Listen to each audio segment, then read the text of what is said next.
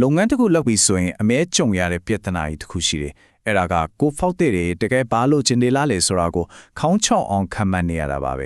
အဲ့ဒီလိုခံမှန်းနေစရာမလိုတော့ဘူးဆိုရင်ရောဘယ်လောက်ကောင်းမလဲဒီနေ့မှာတော့ Ryan Levesque ရဲ့ Ask Formula ဆိုတဲ့နည်းလမ်းကိုသုံးပြီးတော့အဖြေတွေကိုတိတိကျကျဘယ်လိုရှာမလဲဆိုတာပြောပြသွားမှာပါကဲဒီနေ့ဘာတွေပြောကြမလဲဆိုတော့အရင်ဆုံး fault တွေကိုမေးတာကဘာဒီမားနေလဲဆိုတဲ့ပြဿနာကိုကြည့်မယ်ပြီးရင်ပိုကောင်းတဲ့နည်းလမ်းဖြစ်တဲ့ the formula အကြောင်းပြောမယ်အဲ့နောက်မှာတော့အဲ့ဒီ formula ကိုလက်တွေ့ဘယ်လိုသုံးမလဲဆိုတဲ့ survey funnel view ဟာကိုယ့်ရဲ့အမြတ်ကိုဘယ်လိုအမြင့်ဆုံးဖြစ်အောင်လုပ်မလဲနောက်ဆုံးအနေနဲ့ where ကောင်းလားလို့စဉ်းစားနေတဲ့သူတွေကိုဘယ်လိုဆွဲဆောင်မလဲဆိုတာတွေကိုတစ်ခုချင်းစီရှင်းပြတော့ပါမယ်ကဲဒါဆိုအရင်ဆုံးစလိုက်အောင်ဘာလို့ဖောက်တယ်တွေကိုသူတို့ဘာလို့ခြင်းလဲလို့ယူယူလေးမီလိုက်အောင်လည်းအလောက်မဖြတ်တာလေပြဿနာကဘယ်ကစလဲဆိုတာကြည့်လိုက်ကြရအောင်ဒီမွေးကုန်းကိုတစ်ချက်လောက်ရိုးရိုးသားသားလေးပြန်မိကြည့်အောင်ကိုဖောက်တီဒီတကယ်ဘာလို့ချင်တာလဲဆိုတာရောတိကျကျသိရလားလုပ်ငန်းများစုကတော့ဒီနေရာမှာတိတ်တော့မနေကြဘူးဆိုတာမျိုးဖြစ်နေတတ်ကြတယ်နီလာဟောင်းနဲ့နီလန်းတဲ့ဘာကွာလဲဆိုတာရှင်းရှင်းလေးပါဟိုးရင်ကတမာယောကျ survey တွေကဖြေတဲ့သူကိုစိတ်နှောက်အရက်ဖြေစေတယ်ဘာမှလည်းထိရောက်မှုမရှိဘူးဒါပေမဲ့ဒီ S formula ကတော့အထက်ထိထိုးထွင်းထိမြင့်လိုက်တဲ့အချက်လက်တွေရစေပြီးအဆုံးမအကျိုးမြတ်ပါရစေပါတယ်โอเคဒါဆိုတမာယောကျ survey တွေကဘာလို့အလုံးမဖြစ်ရတာလဲအကြောင်းရင်းတွေရှိပါတယ်တဲ့ချက်က telemarketing phone ခေါ်တယ်လို့ပဲစိတ်ချုပ်စရာကောင်းလဲနောက်ပြီးဖြည့်တဲ့သူတွေဘာအကျိုးမြတ်မှလည်းမရှိဘူးလေအရေးကြီးဆုံးအချက်ကဘာလဲဆိုတော့လူတွေကသူတို့ဘာမလိုချင်ဘူးဆိုတာကိုတော့ပြောတာအရန်တော်တယ်ဒါပေမဲ့သူတို့တကယ်စိတ်ထဲမှာလိုချင်နေတာဘာလဲဆိုတာကိုတော့တေချာမပြောတတ်ကြဘူးအဲ့ဒါအဓိကပြဿနာပဲကဲပြဿနာကတော့တီးသွားပြီဒါဆိုအဖြေကပါလဲဒီညမှာပဲပိုကောင်းတဲ့နီလန်ဖြစ်တဲ့ the formula ဝင်လာပါပြီ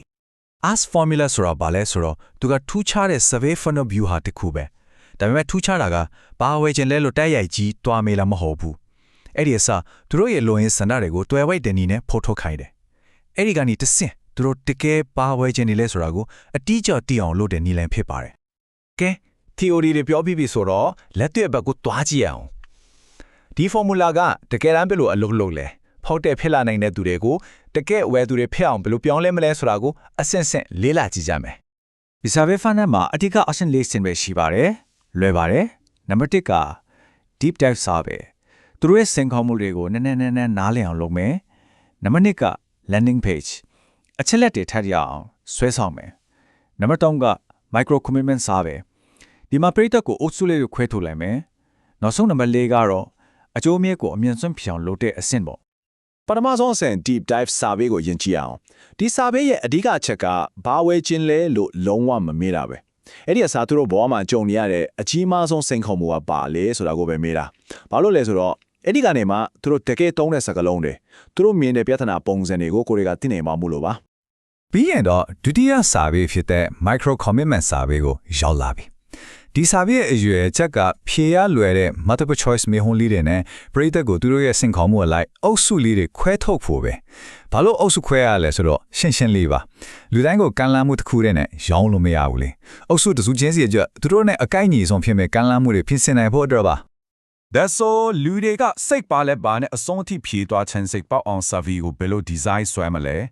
ရိုးဝဲချက်လေးတွေရှိပါတယ်ပထမဆုံးလွယ်ကူကူနဲ့ချင်းချောင်းမှုရှိတဲ့မေခွန်းလေးတွေနဲ့စပါပြီးတော့ရေးတဲ့အခါမှာစက်ရုပ်စမ်းစမ်းမဟုတ်ပဲစကားပြောနေတဲ့ပုံစံမျိုးနဲ့ရေးပါသူတို့ရဲ့စင်ခေါ်မှုတွေကိုပဲအဓိကထားမိပါအားလုံးပြီးတော့မှနောက်ဆုံးမှာသူတို့နာမည်နဲ့ email ထည့်ဖို့ page ကိုလမ်းညွှန်ပေးလိုက်ပါ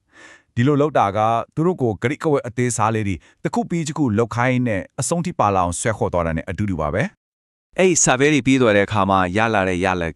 ကဒါပါပ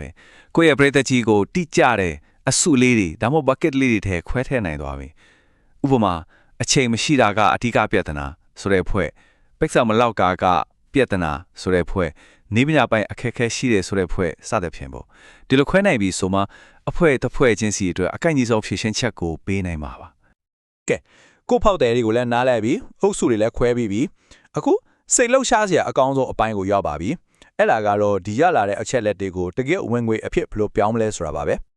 upselling ကိုအလွယ်ဆုံးနားလည်အောင်ပြောရရင် McDonald's မှာအမြဲကြားနေရတဲ့အာလူဂျိုလီယာထုံးဆောင်မလားဆိုတဲ့မေးခွန်းလေးပါပဲစဉ်းစားကြည့်လေဖောက်တဲ့တယောက်ကပိုက်ဆံအိတ်ကိုဖွင့်လိုက်ပြီးဝယ်မယ်ဆိုတဲ့စိတ်ထဲကိုရောက်နေပြီဆိုရင်နောက်ထပ်ကမ်းလှမ်းမှုတစ်ခုကို okay လို့ပြောဖို့အခွင့်အလမ်းကအများကြီးပိုများသွားပါပြီ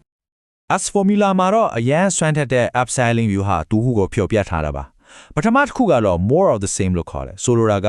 သူတို့ဝယ်ပြီးတော့လဲ PC ကိုပဲ short sale နဲ့များများထပ်ဝယ်ဖို့ကန့်လန့်တာဒုတိယတစ်ခုက faster easier result ပါသူတို့လိုချင်တဲ့ရလဒ်ကိုပိုမြန်မြန်ပိုလွယ်လွယ်ရအောင်ကိုညီပေးမဲ့ဖြည့်ရှင်းချက်တစ်ခုကိုထပ်ရောင်းတာပေါ့နောက်ဆုံးတစ်ခုကတော့ solve the next problem ပါဒါကတော့ကို PC ကိုတုံးလို့အောင်မြင်သွားတဲ့အခါပေါ်လာနေတဲ့နောက်ထပ်ပြဿနာတစ်ခုကိုကြိုပြီးဖြည့်ရှင်းချက်ပေးတာမျိုးပါ Okay အခုဒီမှာတော့ဝဲတဲ့သူတွေအကြောင်းပြောခဲ့တာပေါ့ဒါပေမဲ့လုပ်ငန်းတိုင်းမှာကြုံနေရတဲ့အကြီးမားဆုံးပြဿနာတစ်ခုကျန်သေးတယ်အဲ့ဒါကဘာလဲဆိုတော့ကို website ကိုလာကြည့်ပြီးတော့ဘာမှမဝဲပဲပြန်ထွက်သွားတဲ့သူတွေပါ as formula ကဒီလူတွေကိုဘယ်လိုခိုင်းတယ်မလဲဆိုတာကြည့်လိုက်အောင် ဒီကနန်းကိုတစ်ချက်ကြည့်လိုက်ပါ90ရာကန်ဒါကဘာကိုပြောတာလဲဆိုတော့ကိုစီကိုလာလေတဲ့သူဆဲအောင်မှာ9ယောက်ကပထမတစ်ခေါက်မှာဘာမှမဝယ်ပဲနဲ့ပြန်ထွက်သွားတယ်ဆိုတဲ့အတိပဲပေါ့စဉ်းစားကြည့်ပါဦး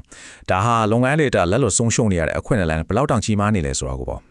ဒီတော့မဝယ်သေးတဲ့သူတွေကိုဆက်သွယ်တဲ့ email နဲ့ဝယ်ပြီးသားဖောက်သည်တွေကိုဆက်သွယ်တဲ့ email ကလုံးဝကွဲပြားရပါမယ်